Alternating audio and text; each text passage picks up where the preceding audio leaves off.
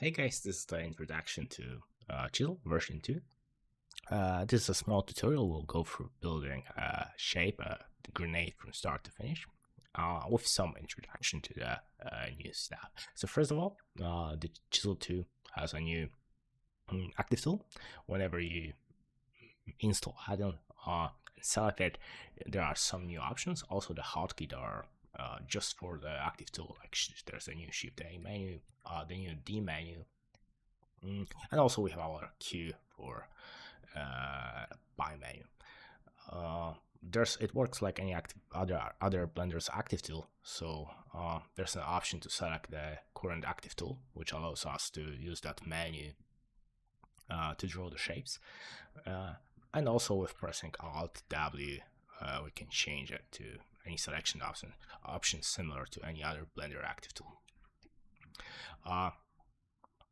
Okay, let's go with some modeling. Whenever you start install Chisel, you have to enable it. That is setting up the custom Chisel renderer and the option to view it, which is the material preview or the rendering. Now in the rendering mode, we can also display the colors. We'll not focus on that today, but will be something. There's also something new in version 2. Okay. Let's get started.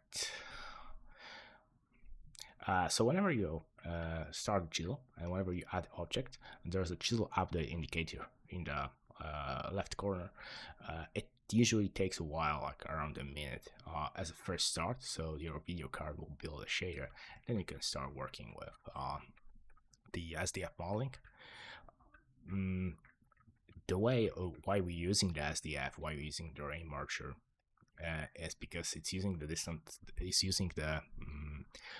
signal distance fields, which is a mathematical formula to build a shape instead of using the geometry, which has some use.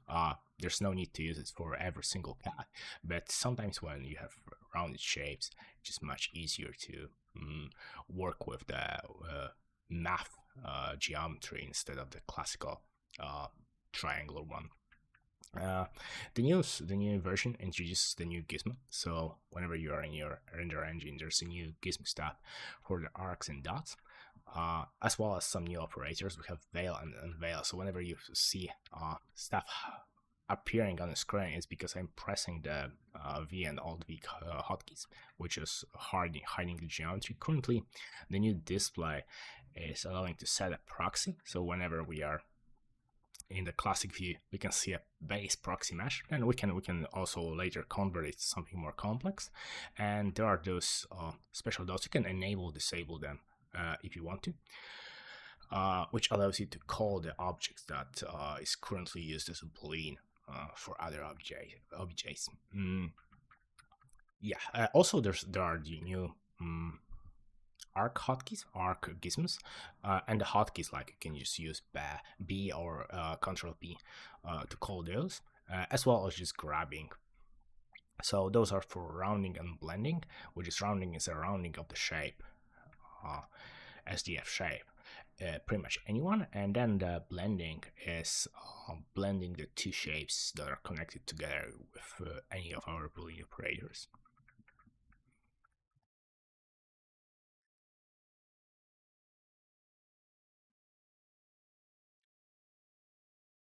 Yeah, there's as I said, there's no need to use SDF as use Chisel on every single object. In general, you just want to jump in, work on something that's extremely hard to achieve, like the circle or like a curved geometry, and then transfer it to your topo and go from it with something more classical.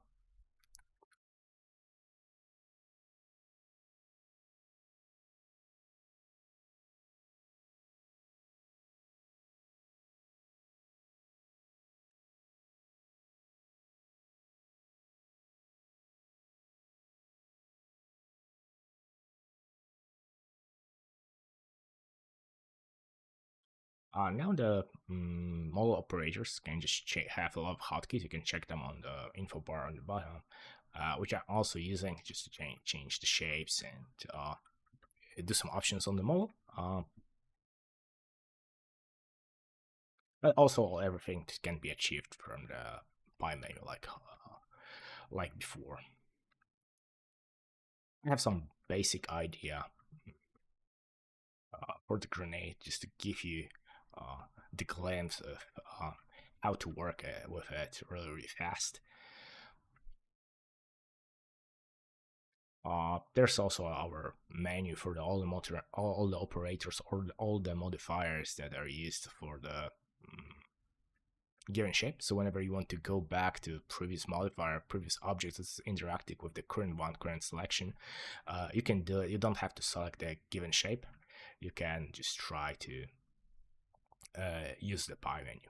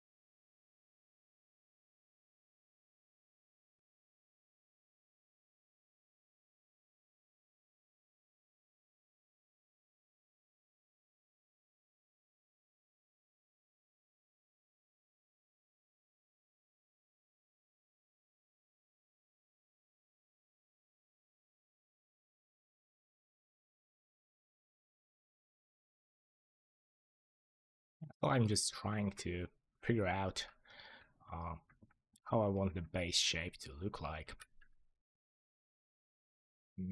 Like the process is just similar to the bling cutting. The main difference is just that, as you can see, don't care about the topology or anything related to it. At least so far.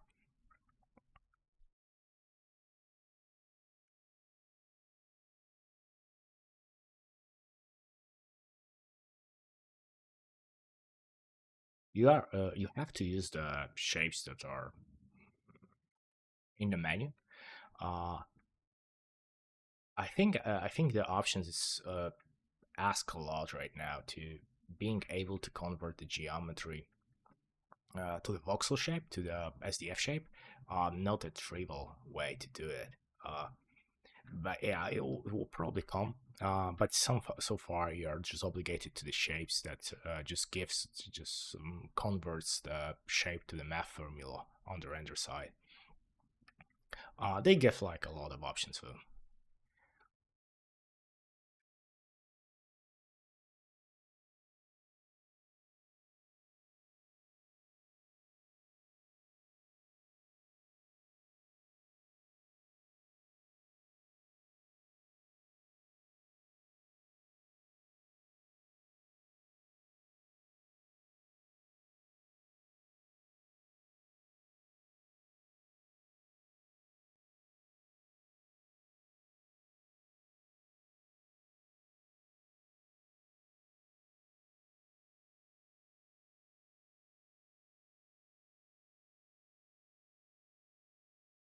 I'm moving and scaling the shapes, the objects around. But you have to remember that the scale also applies similar to blender operators. So whenever you have like problem with the scale, as you can see, the rounding is just not accurate. You have to rebuild the shape or just use the blenders apply the scale.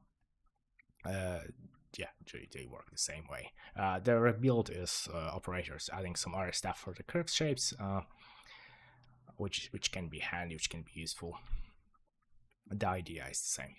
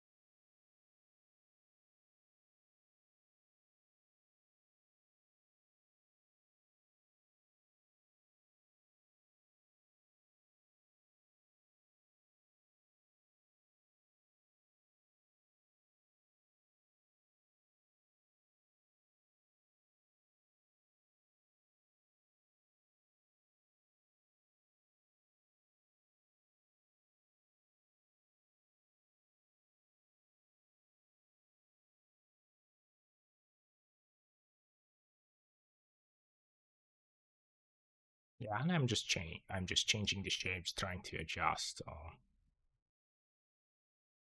everything to work and look the way I want to.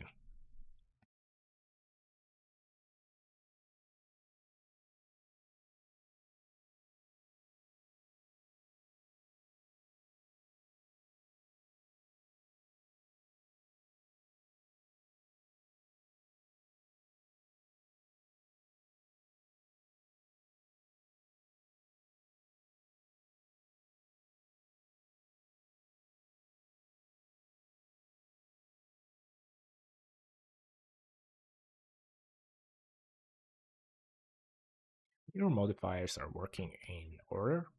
Uh, so whenever you want to mirror a few different shapes, like mirror the same shape but with different booleans in order, you can just keep adding the mirror modifier after the boolean modifier, which would work just great.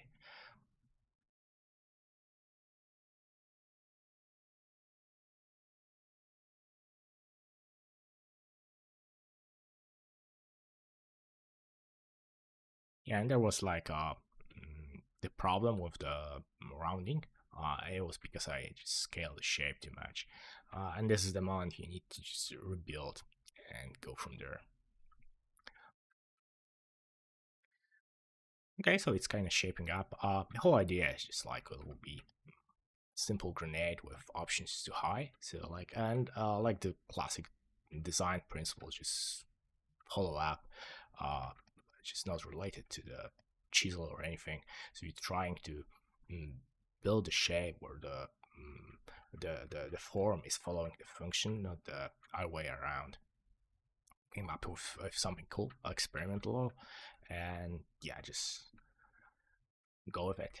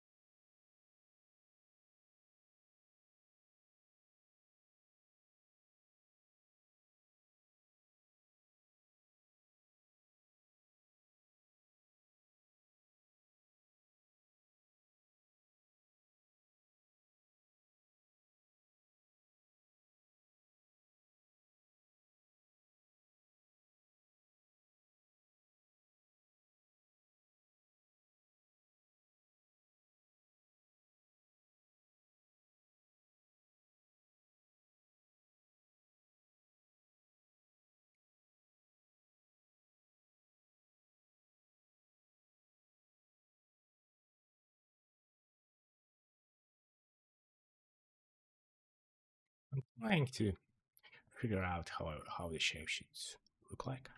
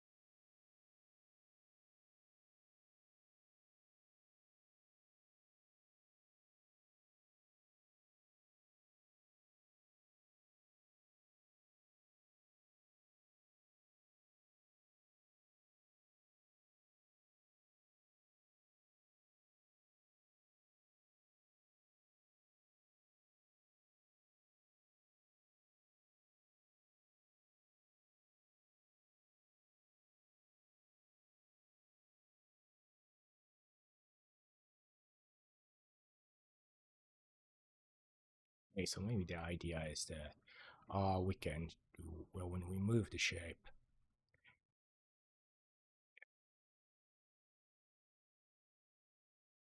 follow with everything.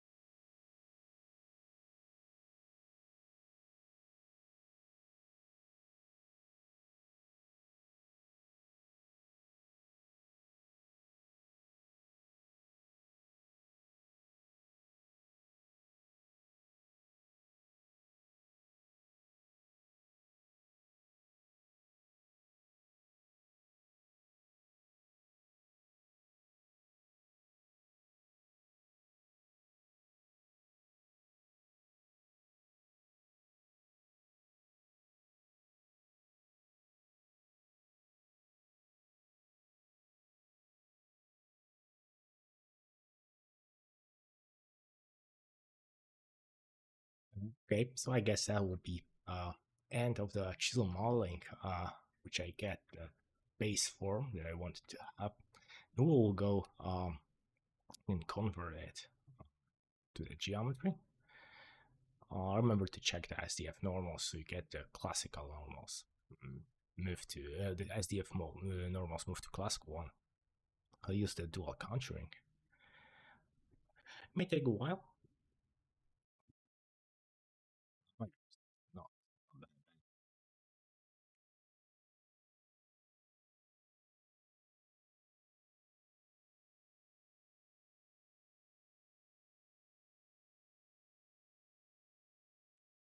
What we received is that the normal geometry. We can move forward with topo. Okay, so now we'll render it.